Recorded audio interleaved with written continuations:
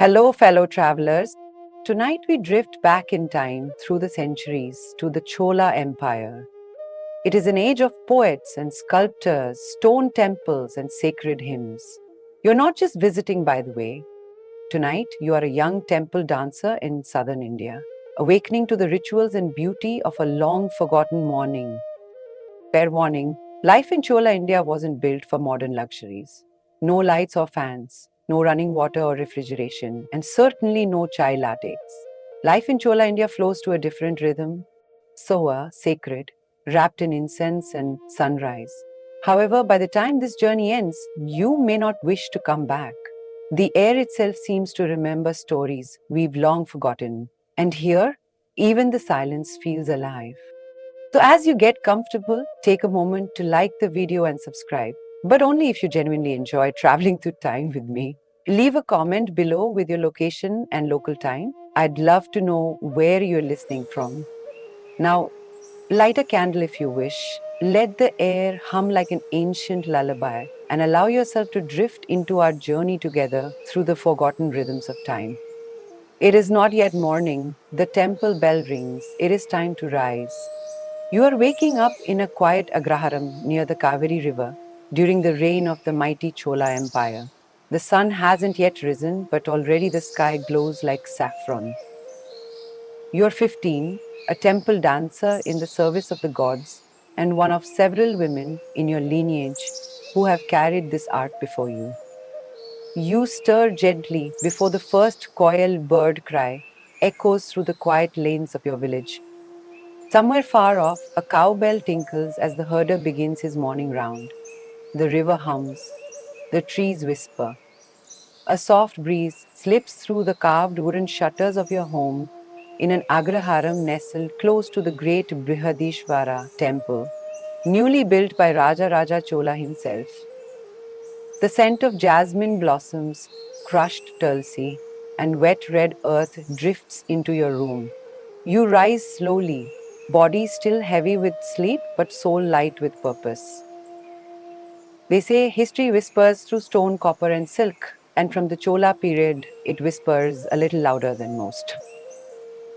Thanks to remarkably well preserved inscriptions carved into temple walls and etched onto copper plates, historians know a surprising amount about daily life in Chola era, South India, about its kings and queens, its temple dancers, traders, and scribes. These records weren't just grand royal boasts, they detailed land grants, temple donations, festivals, and even salaries for artists and cooks.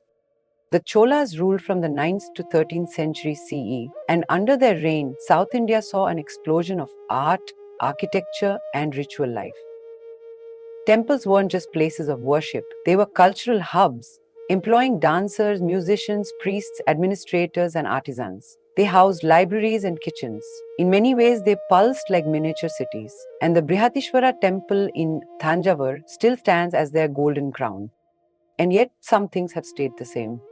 Step into a village near the Kaveri River today, and you'll still find houses built low, with courtyards in the center. You'll still smell tamarind simmering in a clay pot. You'll still hear the temple bells at dawn and see women drawing columns in rice flour outside their doors. But of course, time has flowed forward. Bharatanatyam, once confined to sacred halls, now fills global stages. Agrarams are quieter now, and few girls grow up learning dance as a family lineage.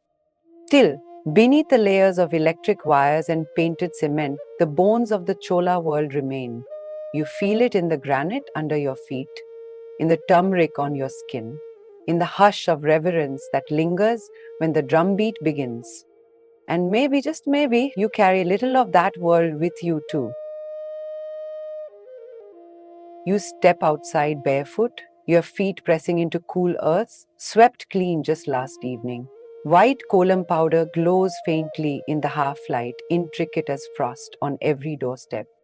You pass homes with quiet courtyards, banana leaves tied to doorposts, the smell of last night's ash still lingering in the air. At the street's end, the temple rises, tall, dark, and humming. It doesn't hum in sound, it hums in memory. You walk toward the sacred tank. Its waters glisten like obsidian. You scoop water in a brass pot and pour it slowly over your limbs, a ritual, a remembering. The morning air still carries a trace of coolness, but it's already shifting, thickening like milk set to boil. The stones beneath your feet are gentle now, but you know they'll scorch by midday. Even the breeze feels half hearted, dragging its feet across the earth. In the east, the sun rises slowly, lazily, but with quiet promise. You've lived in this heat all your life, watched it stretch across courtyards, gather behind your neck like a curious child. It is not cruel, this heat, but it is insistent. And it's coming. By the time the temple bells call again, the sky will blaze white and every shadow will shorten and shiver. You look forward to your morning bath because it's the only time the water feels cool against your skin. The heat will rise soon, slow and unrelenting, but for a few brief moments, the splash of temple tank water is pure, whispered relief. The first splash over your head is a jolt and then a blessing. You slowly pour another potful over your hair and another over your shoulders. The water carries turmeric and shikakai powder, scented with neem leaves and ash. You squat beside the water, rubbing a turmeric paste across your skin. The turmeric brightens your skin, ash and sandalwood scent your limbs. You hum lightly under your breath, half prayer, half warming melody. I scrub and rinse and whisper a prayer to Ganga Devi, whose spirit flows through every sacred river. In the Chola period, bathing was not just a daily necessity, it was a spiritual and cultural ritual that permeated nearly every aspect of life, regardless of class or caste. For people across the empire, from royal courtiers to rural villagers, the act of cleansing the body was deeply interwoven with notions of purity, piety, and personal discipline. Bathing often took place at dawn, just before the first temple bells echoed across the Agraharams and countryside. Rivers, ponds, tanks, known as stone-lined temple tanks, were central to these rituals. In many temple towns, including the great capital of Thanjavur, intricately constructed tanks were built within temple complexes, their waters fed by underground channels or rainwater harvesting systems. These tanks served both functional and sacred purposes. They were sites for purification, reflection, and gathering. Cleanliness held significant spiritual value in Hinduism, especially in preparation for rituals, prayer, or entering a temple. It was believed that the physical body had to be cleansed before approaching the divine. Bathing removed not just dirt, but metaphorical impurities accumulated through worldly interaction. Water, considered sacred and purifying, became a tool for resetting one's spiritual state each day. This daily act was often accompanied by mantras such as the Gayatri mantra or prayers to river goddesses like Ganga or Kaveri, even if the Beda was not physically at those rivers. People would sprinkle water over their heads while chanting, symbolically invoking holy rivers across the land. Women like your grandmother would rise before dawn to heat water and prepare turmeric or shikakai pastes. These were gently applied to skin and hair, not just for cleanliness, but to nourish and balance the body's humors, which is what Ayurveda called the doshas. Neem, sandalwood, and vetiver were also commonly used for their antiseptic properties and aromatic qualities. Importantly, these practices were not reserved for the wealthy. Villagers, farmers, traders, and artisans all participated in daily cleansing by using local wells, rivers, or shared bathing ghats. In fact, the Chola state's investment in public waterworks, such as irrigation canals, reservoirs, and wells, suggests that access to clean water was widespread and considered a public good. Bathing rituals were as common in mud-walled homes as they were in the courts of kings. Bathing also played a central role in festivals and life milestones before weddings, major temple rituals, or even a debut performance by a temple dancer. The individual would undergo a ceremonial bath, often using scented oils, flower petals, and milk. These acts were both symbolic and indulgent, affirming one's readiness to enter sacred spaces or undertake sacred roles. In this way, bathing was not merely about hygiene, it was an intentional, revered ritual connecting body, mind, and spirit. In the quiet splash of water each morning, a Chola villager reaffirmed their place in the cosmic order, clean, awake, and ready to offer themselves to the world and the divine. Now, after your bath, you wrap yourself in a freshly washed cotton sari, worn not in the elaborate style of festivals but tied up for purpose. Its pleats are tucked between your legs to free your limbs for dance, and it is a vibrant green with a white border. The fabric is stiff from drying under the sun, the fold lines still sharp. The cloth smells of smoke and river water. You fasten it with ease. Your fingers have done this every morning since you were 7. One day, when you are grown up, your sari will change. It will be longer, richer, and more intricate. You will be wrapped in a full 9-yard silk sari, dyed in deep indigo or emerald green, its borders gleaming with woven gold thread. Draped with reverence, it will be pleated tightly between your legs and tucked at the waist, forming a graceful fan that flares with every step and spin. You will remain the centerpiece, transforming your body into a moving sculpture of devotion. Your mother is grinding rice on a stone slab, rhythmically turning the pestle. She nods at you without words. She has done this for decades. You sit cross-legged by the family shrine and light a small ghee lamp. It flickers, casting shadows on the carved wood around you. You smear vibhuti across your forehead and press kumkum at your brow's center. Red like fire, red like resolve, red like devotion, and red like your mother's sari on special puja days. Your thoughts are quiet but present. You hear your grandmother's voice singing early morning hymns, the rhythmic sound of ankle bells, the feeling of silk against skin. You smell fresh dung cakes burning in the hearth outside, mixed with the sharp sweetness of jasmine and the musky tang of wet sandalwood. Somewhere in the Agraharam, a conch is blown to signal the time for the temple opening. It is long and low, like a sigh from the earth itself.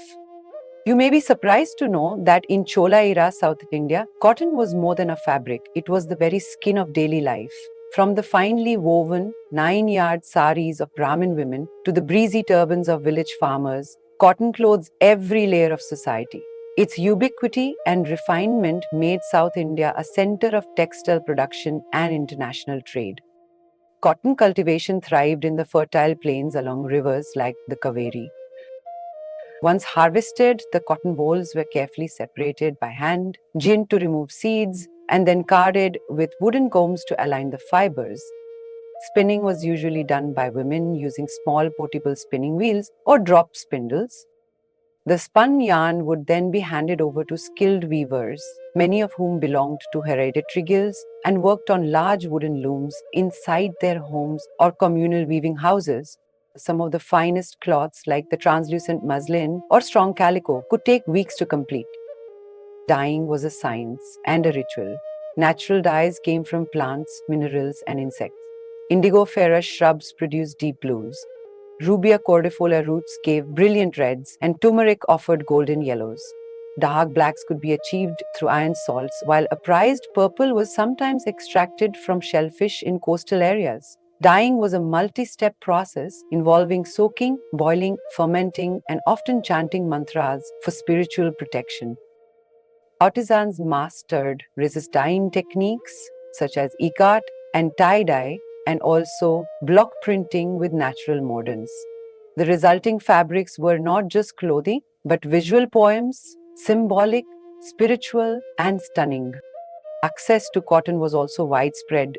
Villagers wore simple, undyed or lightly dyed garments, while temple dancers and aristocrats wore cloths embroidered with gold thread or dyed in ceremonial colors like red, saffron, or emerald green.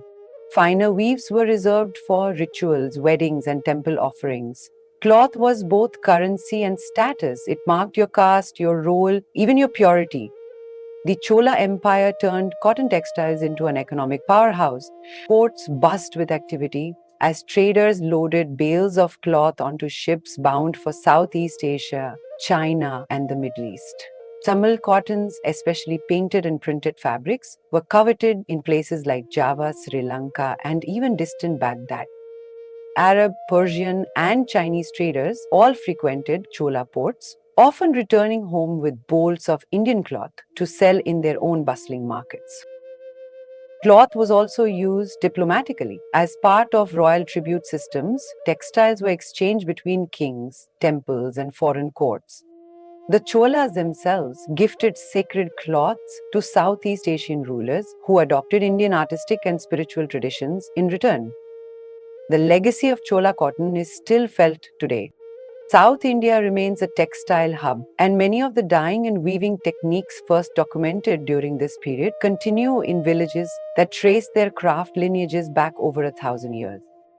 Each fold of cotton worn by a temple dancer carries that quiet, enduring history, spun by hand, dyed by the sun, and carried on the monsoon winds to the corners of the known world.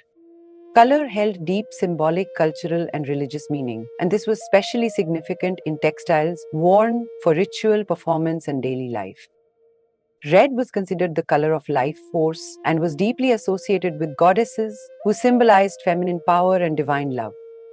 It was worn during auspicious rituals by brides and during temple festivals. For Bharatanatyam dancers, red borders on costumes were symbolic of sacred energy and marital devotion, even if they were never traditionally married to men. White, particularly undyed cotton, was worn daily by Brahmin men and widows. It symbolized spiritual purity and simplicity and was also associated with mourning or renunciation. Dancers might begin their day in a white sari before changing into something more vibrant for temple offerings or performances. Yellow, especially from turmeric dyes, was considered purifying and sacred. It was commonly worn during religious ceremonies and bathing rituals, and by women on auspicious occasions like early pregnancy ceremonies or harvest festivals. It also represented learning and the sun. Green symbolized growth, life, and hope. It was often worn during monsoon festivals or temple rituals that related to fertility and the earth. It may have also been worn by temple dancers during harvest celebrations. Dark indigo blues were associated with Krishna and Vishnu, as well as the limitless sky and ocean. Blue cloth, which was harder to dye and more expensive to produce, carried a mystical air and was worn by higher status individuals or during specific ceremonies. While black was often avoided in religious settings because it was associated with inauspiciousness, it was also used for protection against the evil eye, especially among villagers. Black eyeliner was applied around the eyes, and black threads were tied around the waist or wrist. These meanings weren't rigid but contextual. Colors were interpreted based on caste, gender, age, occasion, and local custom. For a temple dancer, the red, green, gold combination of a performance costume would invoke divine femininity, fertility, and abundance, while her simpler cotton sari in the morning might reflect a quieter spirituality. You sit cross legged on the cool stone floor with your mother and grandmother. Your mother, still seated by the grinding stone, is pressing soaked rice and scraped coconut against the stone slab, turning it in slow, practiced circles. The scent of damp grain and raw coconut mingles with the faint smokiness of last night's hearth. Nearby, your grandmother ladles a warm rice gruel into a shallow brass bowl. She stirs in a spoonful of sesame oil and finishes it with a pinch of salt and a few fried mustard seeds crackling in the oil. Floating on the surface are a few torn curry leaves, gathered fresh that morning. Beside the bowl, she places a tiny clay dish with sun-dried mango, preserved in sesame oil, tart and darkened from weeks in the sun. She opens a woven basket lined with banana leaf, revealing pale coils of rice flour pressed through a wooden mold and steamed soft. She spoons over a freshly ground coconut mixture, spiced simply with black pepper and a hint of roasted cumin, an ancient version of the coconut chutney we know and love today. From a cool clay jug near the door, she pours thin buttermilk churned early that morning, seasoned with ginger and curry leaves. It's faintly sour and soothing against the heat already rising outside. No one speaks, only the clink of brass ladles, the rustle of banana leaf, and the coal bird's morning cry fill the silence. Each bite roots you. It is not a feast but a blessing, a quiet act of care shaped by tradition, a rhythm of nourishment passed from hand to hand through centuries. You close your eyes, and for a breath, you are no longer 15. You are timeless. a vessel for all the women who danced before the gods. A single step in an unbroken rhythm, older than the gopurams, older than the stones of the temple themselves. Today, you will dance, not for coin, not for praise, but because the gods are watching. Temple dancers, known as Devadasis, were more than performers. They were living vessels of sacred expression. From early childhood, girls born into dancing lineages were trained not just in dance, but in classical music, literature, and even temple rituals. Their lives were deeply entwined with the temples they served, especially grand centers like the Brihadishwar temple. These women performed at sunrise, sunset, and during festivals, offering dances not for applause but as worship. Their bodies mirrored myth, their faces told epic stories. They were custodians of tradition, often multilingual and highly respected. They weren't cloistered or silent, they held space in society, in ceremony, and in art. In the Chola period, dances were listed in temple inscriptions, often by name. Some received land, gold, and homes for their service. Their art was considered essential. Without dance, the ritual was incomplete. The sun is rising now, gold spreading over the tiled rooftops of the street. The cobblestones are warm under your feet, and the shadows of neem and mango trees stretch long across the lane. You walk alone, but you're never truly alone. Around you, the morning stirs with quiet reverence. A man sweeps his threshold with a palm broom, pausing to sprinkle water and draw fresh, chalky lines in sacred geometries. An old woman balances a pot of curd on her hip, her silver hair braided tightly and draped in faded silk.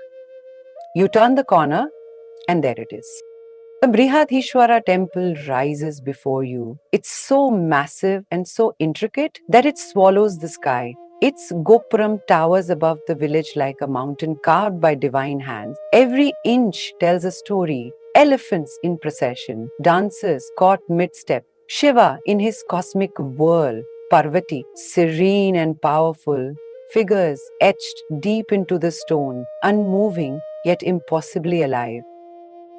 You pause and let your gaze travel up, stone by stone, deity by deity. Somewhere high above, pigeons coo and flutter near the sacred crown of the tower. From here, it almost seems to glow, still catching the last embers of starlight. Built in the early 11th century, the Brihadishwara temple was a towering symbol of power and piety. Rising over 60 meters, it wasn't just an architectural marvel, it was a hub of sacred art. Inscriptions etched into its granite walls list 400 dancers by name. Assigned to temple service, these women danced during daily rituals and grand festivals. Their art wasn't a side note, it was the main act. The temple even recorded their wages, jewelry, and housing. Historians suggest that this was evidence of an organized cultural economy. Dancing at this temple wasn't just beautiful, it kept time with the universe. Every gesture, every step was aligned with the temple's rhythms. It was dance as devotion, dance as cosmic alignment. The temple layout is carefully planned, reflecting ancient Hindu cosmology. At its core lies the Sanctum Sanctorum, or the womb chamber where the deity resides. This central point symbolizes the cosmic source of creation. The path through the temple guides devotees from the outer, more worldly spaces toward this sacred center, mimicking a spiritual journey inward.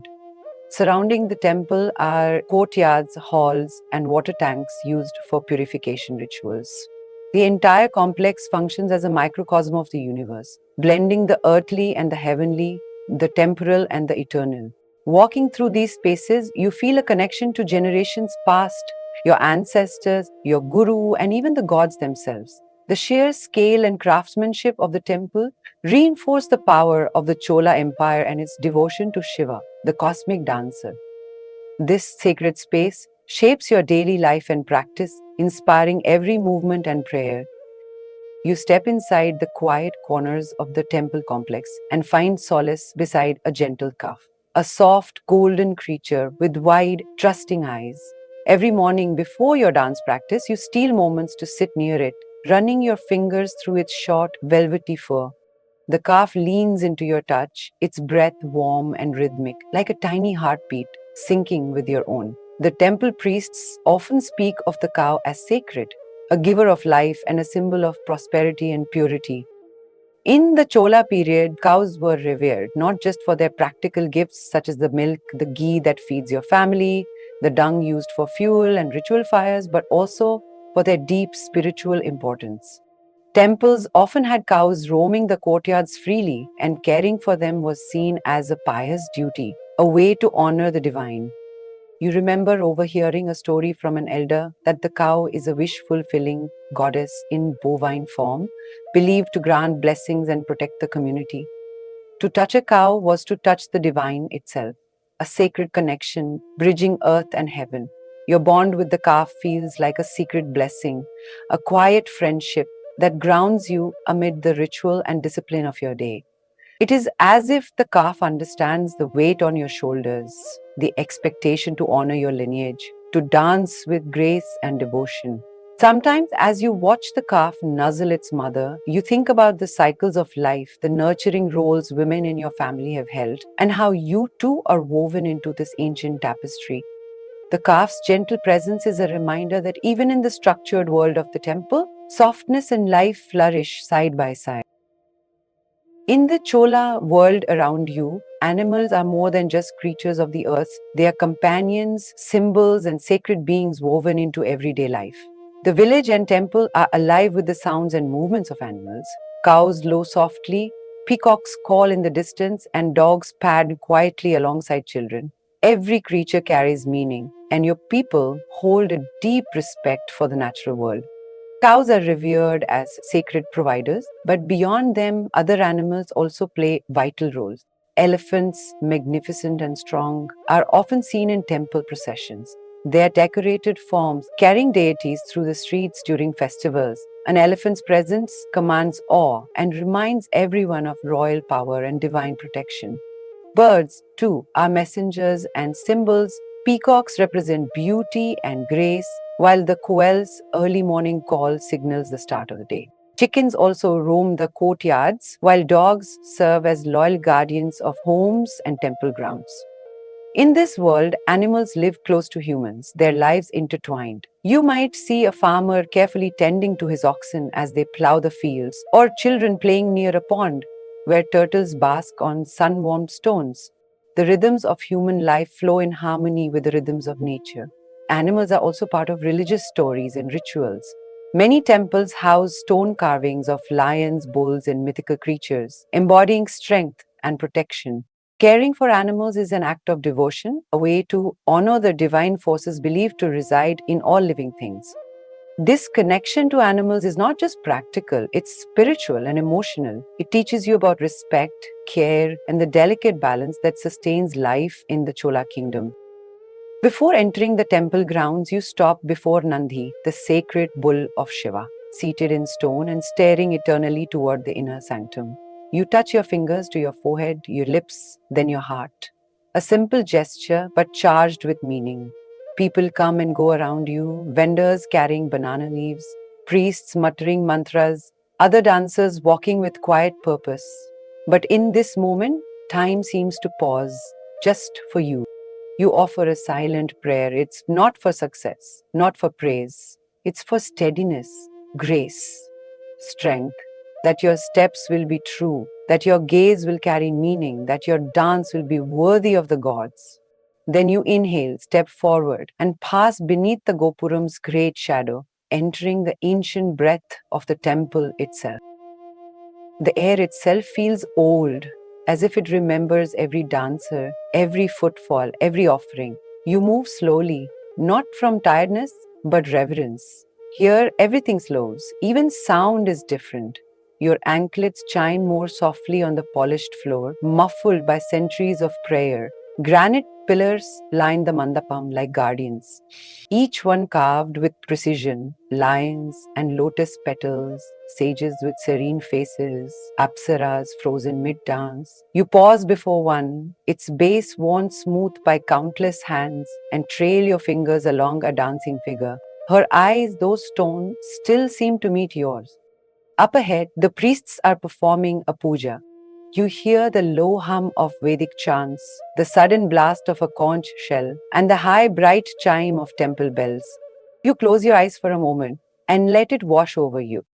A group of older women in 9-yard saris stand near the sanctum wall, lips moving in practiced chants.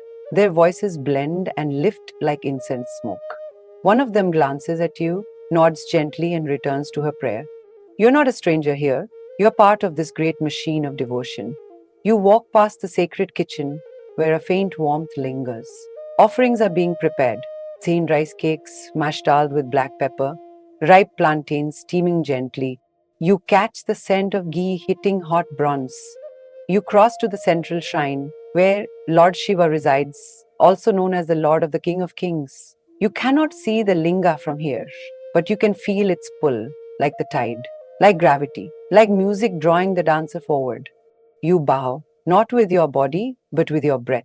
Your fingers graze the stone floor, cold, familiar. This temple is not just stone and ritual. It is an instrument, a drum, a breath, a pulse, one that you as a dancer must learn to play. The stone hall behind the sanctum awaits in quiet readiness. This is where the sacred dances begin each day. So you and the other dancers arrive together, silent and barefoot. There are 5 of you today, some younger, some older, all wrapped in cotton saris dyed in turmeric, deep indigo, and burnt red. Collars that seem to glow in the dim light. Anklets glint beneath the folds. Their hair glistens with coconut oil. Their eyes are still heavy with sleep. They are your sisters in spirit, in dance, and in movement. Your guru is already seated, cross-legged, back straight as a pillar.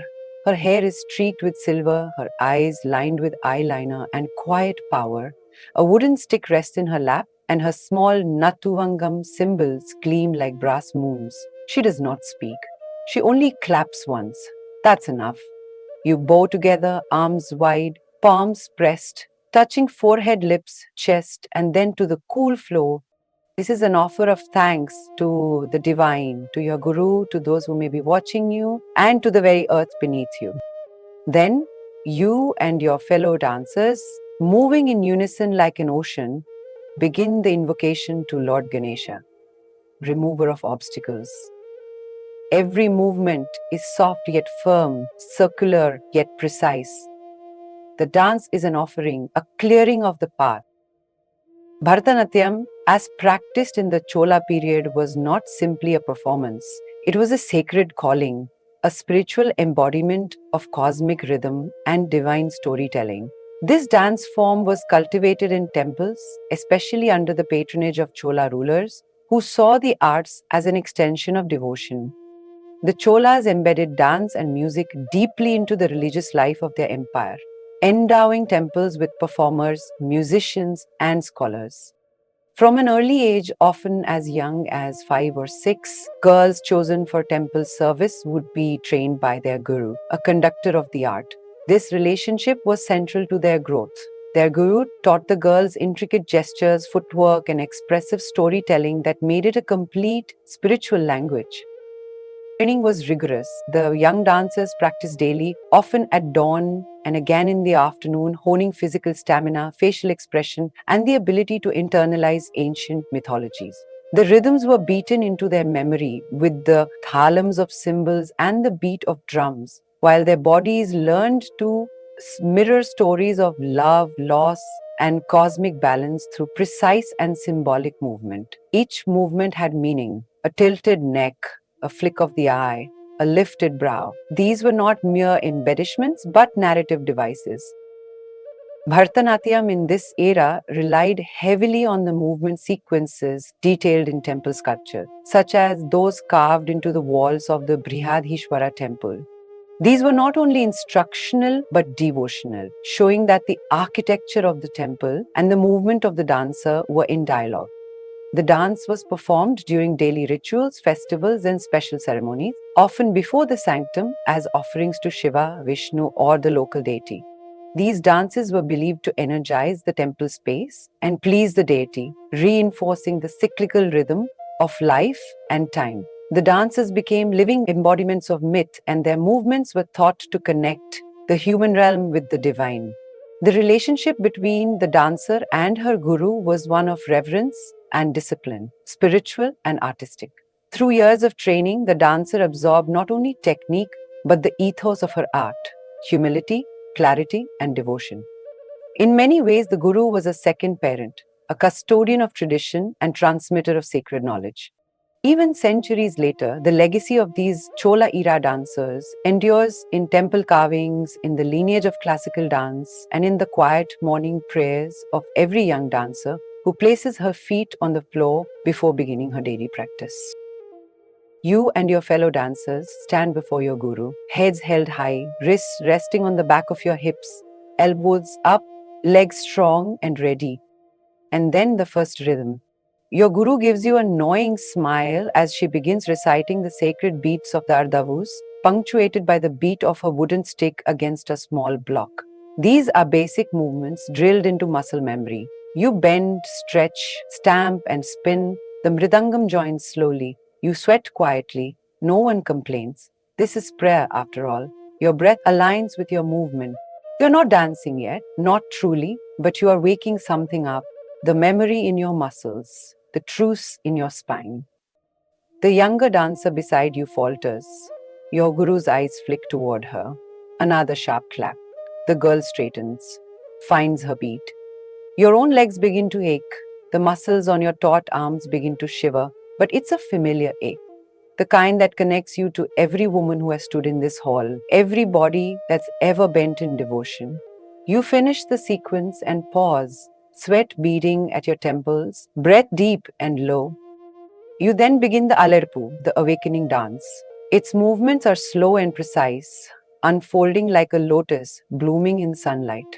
Your limbs stretch, eyes focus, neck moves gently side to side. Each motion is a breath.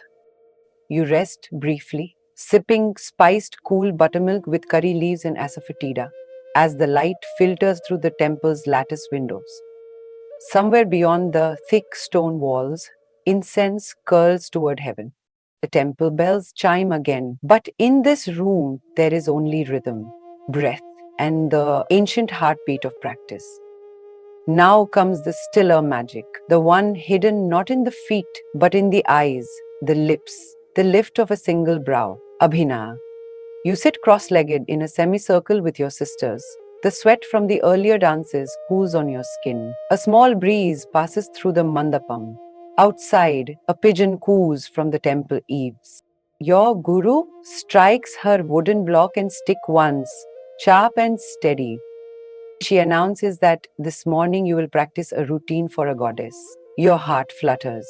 She is your favorite, the poet saint who fell in love with Vishnu through her verses, the girl who dreamed of a god and refused to marry a man, who believed devotion could be love and love could be divine. You begin. Your hands form garlands. Your eyes follow the god as he appears in your mind. A smile curves across your mouth. You are no longer you. You are a girl weaving flowers, dreaming of dark blue skin and golden garments. Your guru claps softly. You look away, lower your chin, and the weight of distance settles into your limbs. You show longing not by moving but by stillness. A sigh of wind brushes your sari. The shadows shift. Another sequence. This time, Sita, her eyes searching the forest, her voice caught in her throat. You feel her fear, her dignity. You raise one arm in defiance, no words, but everything is said. Then Parvati, joyful, bashful, fierce. You flick your fingers to show her laughter. Curve your spine like a river. Lift your chin like a queen. The rhythm slows. Your sisters perform alongside you, each telling a thread of a larger myth tapestry. You watch them, inspired, aligned. Your guru says nothing, she only raises a brow. But when you sit back down, breath fast, she nods. You press your palms together and bow. The stories still echo behind your eyes. You return home, ankles still ringing with silent bells. The sun is higher now, and the Agraharam glows a soft gold. Shadows of mango leaves dance along whitewashed walls. The scent of roasted spices, wood smoke, and slow cooked tamarind sauce draws you toward the courtyard. Your grandmother is already squatting near the hearth, stirring a bubbling pot of vegetable stew with a long handled spoon. The aroma rises with the scent of pepper, mustard seed, dried red chilies, curry leaves. She glances up and gestures at you to wash your hands and feet. You obey, dipping your hands into a brass pot of cool water beside the mango tree. The stone beneath your bare feet radiates stored warmth. She lays down a fresh banana leaf. The meal begins. Steaming white rice in a small mound, topped with golden ghee that melts into soft valleys. She ladles the spicy stew beside it, thick, dark, aromatic, then a spoonful of creamy, cooling curled rice, flecked with mustard seeds, curry leaves, and a hint of grated ginger. Beside that, a few slices of salted mango pickle, fiery, red and tang, a crisp, round aplam, puffed and golden, and finally a clay cup of spiced buttermilk with torn coriander leaves. You sit cross legged and eat with your right hand. Each bite is both grounding and reverent. You eat slowly. Every texture, every spice, every grain of rice feels deliberate, as if this too is a ritual. In the Chola period, food was not just nourishment, it had a rhythm, a language. Meals were mostly vegetarian, rooted in what the land offered. Rice was the heart of every plate, steamed, pounded, or boiled with pulses. Instead of modern spices like chili or tomato, cooks used black pepper for heat, tamarind for sourness, jaggery for sweetness, and mustard seeds as a fetida, and curry leaves for that complex edge. Everything was served on banana leaves, warm from the sun and scented with earth. No forks or spoons, just fingers, connection, and gratitude. Modern South Indian meals still echo this legacy. Only now they come with chilies, tomatoes, even potatoes. It's almost impossible to picture Indian food without the vibrant sting of chilies, the tang of ripe tomatoes, or the comforting heft of potatoes. Yet none of these beloved ingredients are native to India. They arrived only after the late 15th century, carried across oceans from the newly discovered lands of the Americas. So the next time you scoop up a spoonful of spicy tomato sambar or sink your teeth into a golden potato fry, remember that centuries ago, none of this would have existed on your plate. The flavors we now call traditional are, in truth, a delicious evolution. Your cousin strums a tanpura quietly in the background. The notes are long and low, vibrating through the air like a resting heartbeat. After your meal, you lie beneath the mango tree on a woven mat. The sky overhead is cloudless. You run your fingers across the palm leaf manuscript beside you and try to follow the looping script even as your eyelids grow heavy. Written over 2000 years ago on palm leaves not dissimilar to the ones delicately balanced on your fingers was the wording of the Natya Shastra. It's the oldest known treatise on drama, dance, and music in the world. Legend says that when humanity was overcome by greed, sorrow, and unrest, the gods appealed to Brahma to create something that could guide human behavior through beauty and example. And so, drawing from the four Vedas, Rig for words, Sama for melody, Yajur for gesture, and Atava for emotion, Brahma created the Natya Veda, the fifth Veda, and gave it to Bharata and his 100 sons to bring to life. By the time the Chola dynasty rose to its zenith around the 9th century, the Natya Shastra was already the cornerstone of temple performance. In the great halls of Thanjavur and Chidambaram, dances like you were not simply moving bodies on a stage. They were vessels of rasa, emotional essence. The text instructed not only how to position the eyes, fingers, and limbs, but how to embody entire universes through abhinaya, the expressive language of the face, hands, and heart. There are 8 core rasas or emotional states: love, laughter, sorrow, anger, heroism, fear, disgust, and wonder. As a dancer, your task is to evoke these in your audience, not with speech, but with silence that moves. Your guru guides you through this delicate grammar of expression. You train for years in posture, breath control, rhythm, and interpretation, often beginning as a child, just as your grandmother and her grandmother did before you. Yet, the Natya Shastra is not rigid. It allows for adaptation and regional nuance. In your Agraharam, its spirit lives not just in scripture but in practice, in the way your guru snaps her fingers in rhythm, the way your body responds to the pulse of the mridangam, and the way devotion spreads out through the soles of your feet. This is not merely art, it is a living liturgy. The Cholas, great patrons of temple arts, ensured that these principles weren't confined to text. They embedded the teachings into the temple walls, each carving a frozen gesture, each corridor echoing the silent beat of centuries of practice. The very act of dancing inside these temples was a continuation of a sacred lineage, deeply bound to the Natya Shastra's cosmic mission to mirror the universe through the body and to bring balance through beauty. So when you dance, you aren't just telling a story, you are part of one, ancient and eternal, written in ink and incense, carved in granite and passed down through breath and bone. And the Natya Shastra? Well, it's not just a text, it's a living rhythm, 2000 years strong. Back at your home, your grandmother lets you rest as you gently gaze over your palm leaf. She's humming to herself, rhythm in every breath. You were raised not only by one woman but by many, by mothers and grandmothers, teachers and temple dancers who've guided you with glances, not words. Your friends are your sisters, though not by blood. You've grown up dancing with them, sweating with them, whispering secrets as you weave jasmine into each other's hair. There's safety in their presence, a rhythm in your bond. In the Chola period, dancers like you were ceremonially married not to men but to the deity of the temple. It was a sacred vow, one that placed you outside the expectations of conventional marriage. You did not belong to a husband, you belonged to the temple. And yet life unfolded in many forms. Dancers sometimes had children, often with noble patrons or priests, though these relationships were rarely formalized. Marriage, in the traditional sense, where a woman was bound into another household, was not common for temple dancers. You remained rooted in your mother's home, your grandmother's rituals, and your community of women. Property and lineage could pass through the maternal line, and your legacy was not measured by whose wife you became. Rather, it was measured by the stories your body could tell and the grace with which you carried your art. The walls of your home hold generations of such lives. Women whose voices rose in prayer, whose feet etched devotion into stone, and whose daughters danced beside them, hand in hand. The sun begins its slow descent, and the village hushes in its heat. Even the crows seem quieter now.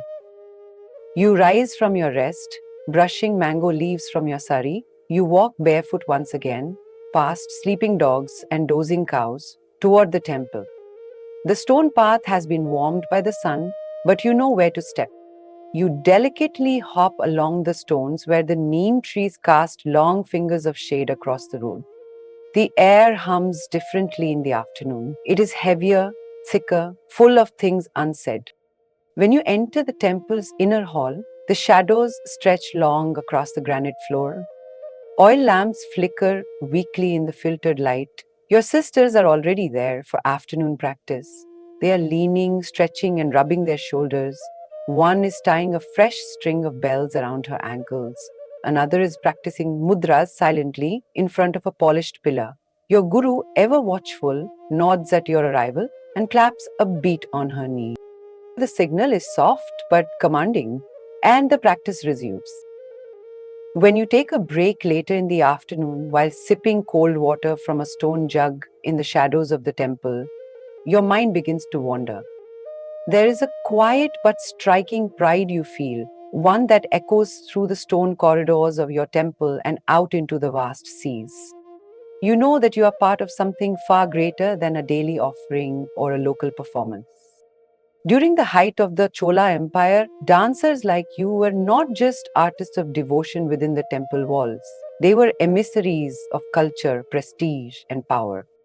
Under the ambitious reigns of certain emperors, the empire expanded far beyond the Tamil heartlands. Their naval expeditions reached the shores of Sri Lanka, the Maldives, and even as far as Southeast Asia, including present day Indonesia, Malaysia, and Thailand. And while the conquests were political and economic, they were also deeply cultural. It wasn't just warriors and merchants who boarded those mighty ships. Temple musicians, scholars, artisans, and yes, dancers were sent as part of the entourage. These women, trained from childhood in dance and other sacred arts, embodied the elegance and spiritual depth of Chola society. Their presence in foreign temples and courts was a form of soft diplomacy, each gesture a thread in the tapestry of Tamil cultural expansion. For example, they were often dispatched to perform in temples built by the Cholas overseas. These included regions like the Malay Peninsula, where Tamil style temples dotted the maritime trade routes. Through their performances, the temple dancers would narrate stories of Shiva, Vishnu, and Devi, mesmerizing local audiences. Their movements communicated more than myth. They carried authority, refinement, and a sense of divine legitimacy that elevated the empire's presence abroad. These dancers weren't ordinary entertainers. They were repositories of sacred knowledge, often traveling with a guru and musicians. Inscriptions and archaeological remains suggest that Chola influence, including dance and music, left a lasting impact on temple styles across Southeast Asia. It's humbling to imagine that a girl like you, eyes rimmed in black eyeliner, with a sari pleated just so, could be performing a kilana on the stone steps of a foreign temple, with the sea breeze carrying the scent of jasmine and incense across the port city. 1,000 miles from home, yet guided by the same rhythms passed down by your mother, your grandmother, and your guru. Today, few records name these dancers, but temple inscriptions and maritime accounts give glimpses of their reach and importance. Their legacy lives not in written chronicles, but in the architecture of distant temples. They live in the carvings of celestial dancers in Southeast Asian sanctuaries, far from the shores of Tamil Nadu. Even now, as you practice in the cool shadows of the temple, you wonder, might your own dance someday cross the seas? You dance until the light changes again, until the temple bells ring for the evening puja. And then you stop, not because you're tired, but because the temple has changed once more. The stone corridor is cooler now. The sun slips low behind the temple walls, casting long amber rays across the pillared courtyard. Inside a small room in the temple, your performance sari waits. It's folded just so, vibrant like fire. A deep red silk, woven with golden thread, it crackles softly in your hands, still holding the heat of the day. You strip off your damp cotton sari and bathe again. This time, the water is scented with hibiscus flowers and vetiver root, cooled in a copper pot. You massage sesame oil into your scalp and down your legs, fingers working with gentle focus. It smells earthy, grounding, almost like the temple's stone floor. Tonight is not for practice. Tonight is for the gods. You sit before a small bronze mirror, the kind that warps ever so slightly at the corners. Your reflection shimmers like a dream. Another dancer helps you braid your hair. She gently threads it with fresh jasmine flowers, sweet and stubborn in their scent. Each blossom is knotted tightly in place, a garland that trails down your back like a silver river in moonlight. You line your eyes with eyeliner, thick and smoky. You extend the curve just a little to catch the candlelight, a red dot for your bindi, gold dust across your cheek. The transformation is slow and ceremonial. You fasten your jewelry one piece at a time, anklets, armlets, bangles, and necklaces. You feel heavier now. Not weighed down, but rooted. The weight of ritual, the memory of every dancer before you. The air inside your room stills. You fold the silk fabric carefully around your waist, pleating it into place until it feels like armor. The fabric rustles like prayer. From outside, your guru calls out a practice beat. Somewhere, the mridangam is being slowly drummed. It's almost time. You catch a glimpse of yourself in the mirror. Jasmine, gold, red, and eyes lined like a goddess in stone. And you remember that you aren't dressing up as anything, you are the offering. Every movement of the dancer was tethered to the rhythms and melodies of Carnatic music, an ancient classical tradition already deeply rooted in the spiritual and artistic fabric of South India by the 10th century. Although the form we recognize today as Carnatic music evolved over centuries, many of its foundational elements were firmly in place during the Chola dynasty. Music during this time was primarily devotional, inseparable from the rituals of the temple, and regarded as a sacred offering to the gods. It was not entertainment in the modern sense, it was worship, enacted through sound. Temple dancers were accompanied by a small but powerful live orchestra.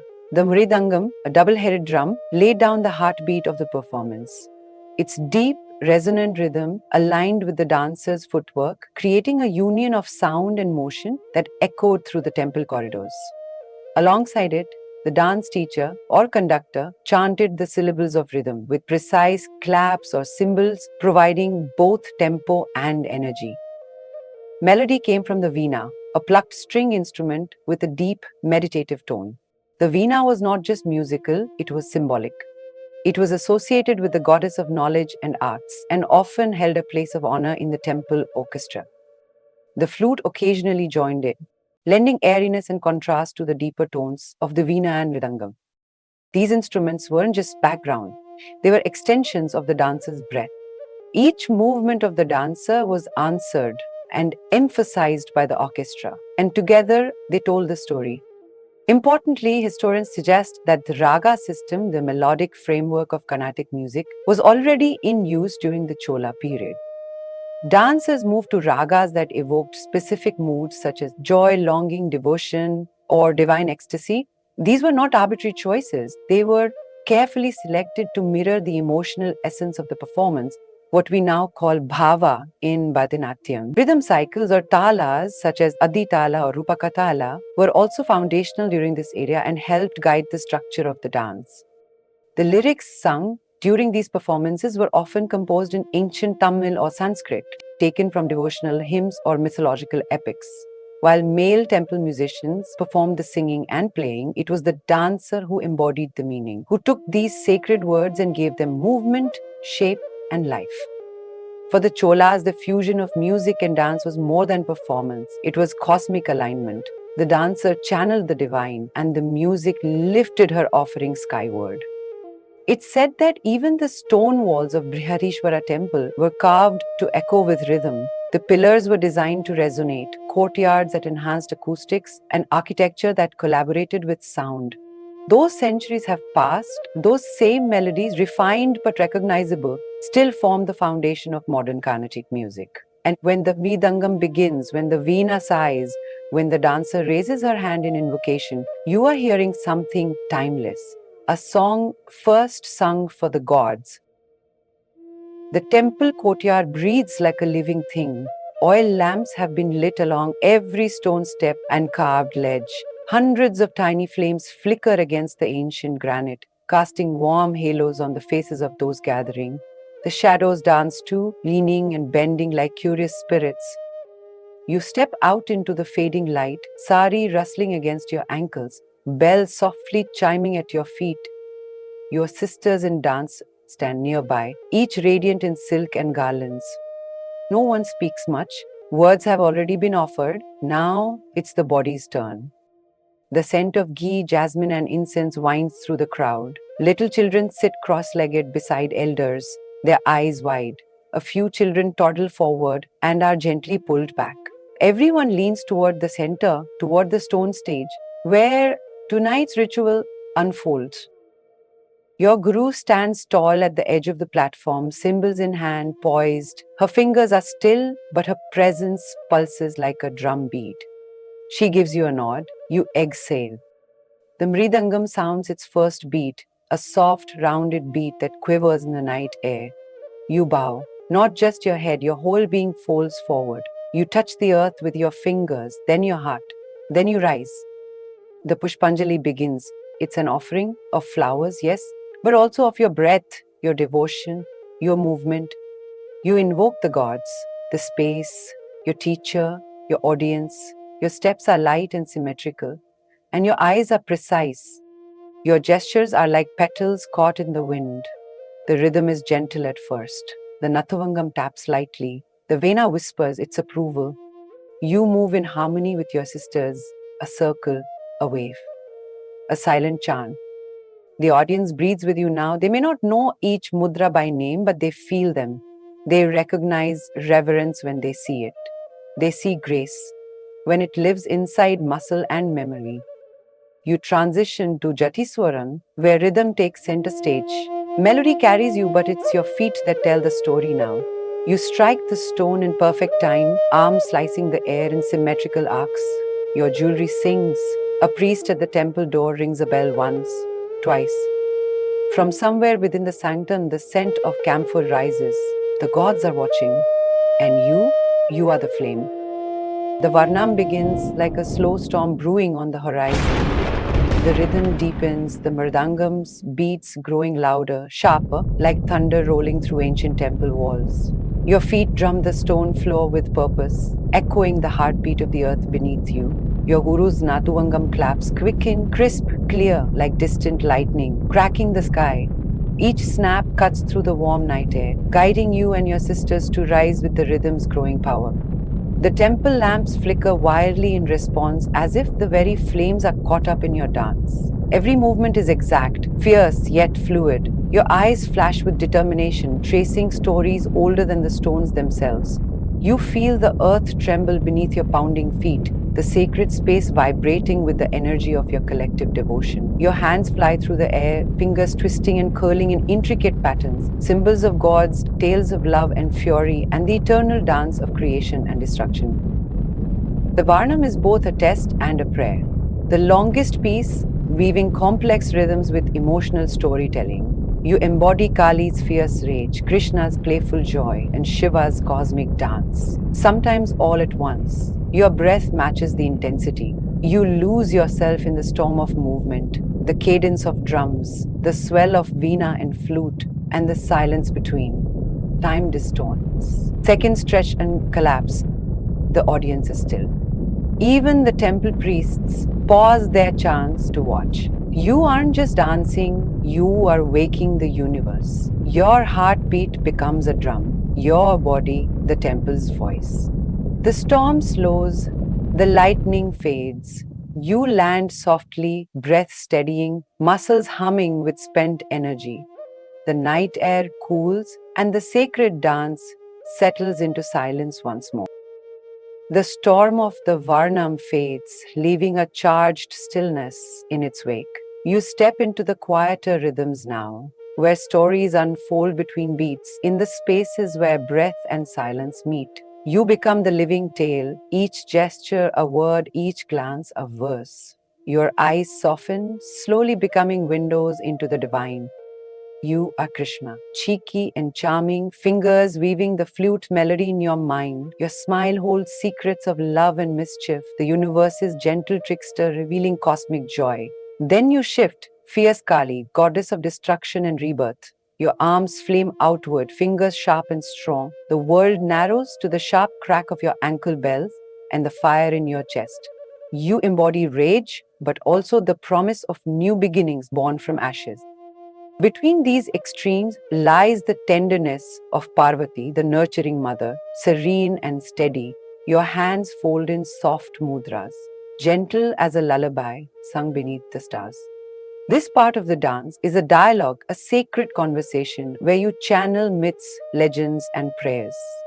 You trace ancient narratives preserved through centuries, feeling the weight of your ancestors in every motion. The temple walls seem to breathe with you, the granite pillars reflecting flickers of oil lamps and devotion. Around you, your sisters share the story, their expressions weaving a tapestry of human emotion, sorrow, joy, longing, and hope. Historians still wonder how much of these stories were lived, how much created, and how much preserved in dance alone. But you do not question, you become the story. Your breath slows, your pulse steadies, the music softens to a murmur, a gentle river flowing beneath your feet. You bow, not just to the gods, but to the earth, the air, the ancient stones that hold your footsteps. In this stillness, you find sacred fire, a quiet flame burning steady and true. The performance has ended, but the pulse of the dance still echoes in your body. Though often seen as graceful and meditative, Bharatanatyam contains within it an astonishing range of emotions, including rage, fury, and divine destruction. Some of its most powerful pieces invoke the fiery dance of Durga, the wrath of Draupadi, or the fierce energy of Shiva himself. Among these, no dance is more iconic or more sacred than the Shiva Thandavam. During the Chola period, the Thandavam wasn't just a motif, it was cosmic doctrine embodied in rhythm. Shiva, in the form of Nataraja, was the god who danced the universe into being and who would one day dance it into silence. His movements were not metaphor, they were reality in motion. Through stamping feet and flaring arms, the cycle of creation and destruction found physical expression. The Chola kings enshrined this idea both in temple architecture and in bronze. There are bronze statues crafted during this time that show Shiva with one leg raised in motion, hair radiating like flames, and a ring of fire surrounding him, symbolizing time, rebirth, and transcendence. These bronzes weren't static art pieces, they were carried in temple processions, worshipped, and performed for by temple dancers. In the temple courtyard, the Thandavam sequence was often performed with sharp percussive movements, vigorous patterns of footwork, and deep abhinaya that channeled divine fury. The dancer's body became a reflection of Shiva's. Each stamp echoed thunder, each glance mirrored destruction and rebirth. To dance the Thandavam was to step into divine fire, not to be consumed by it, but to carry it humbly in the flesh. You remain still for a moment, your breath slowing, the vibrations of the drum still in your bones. The gods have been honored, the earth has been stirred, and now the world begins to exhale once more. The temple slowly empties, devotees dispersing with soft murmurs, priests carrying flickering lamps to quieter corners of the sanctum. The shadows lengthen, stretching toward the stars, now peeking through the night sky. You walk home barefoot. The worn stone paths warm from a day of sun, now cooling under the velvet hush of night. Your jewelry jingles faintly with each step, not from ornament, but memory. The weight of your jewelry, the faint scent of jasmine crushed into your braid, all these have become part of you. As you approach home, you catch the scent of dinner, roasted spices, tamarind, and ghee wafting through the inner courtyard. Your mother greets you with a soft smile and a damp towel scented with hibiscus water. You press it gently to your face. Your body aches, but in a good way. Your exhaustion has been earned, your physical form used, and your spirit honored. You sit cross-legged on a woven mat as your grandmother lays out a banana leaf before you. Its green is vivid in the lamplight, glistening with a dab of sesame oil brushed on for purity. She serves you steaming rice with a generous drizzle of ghee. She then pours over it a dark, fragrant, peppery broth made with tamarind and spices, and roasted taro roots glistening with sesame oil. It clings to the rice like memory. Beside it lays a spoonful of a jaggedly laced vegetable dish stir-fried with coconut, mustard seeds, and curry leaves, which balances spice with warmth. And finally, a cool mound of curd rice awaits. It is creamy and flecked with black mustard seeds and a trace of ginger. Each bite is a conversation, a blend of the sacred and the everyday. You eat slowly, quietly. The food is warm, grounding, a return to earth after the divine. Your mother sets a small brass bowl before you, a sweet dessert made with jaggery rice and cardamom. It glows amber in the lamplight. You take a sip and close your eye. For a moment, the temple bells ring again in your mind. The stone floor is still warm beneath your feet as you step outside into the courtyard.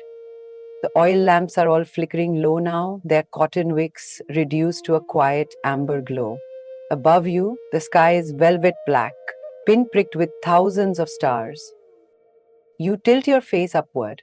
Somewhere out there, the same constellations your ancestors danced beneath still shimmer. You lie down on a simple cotton mat.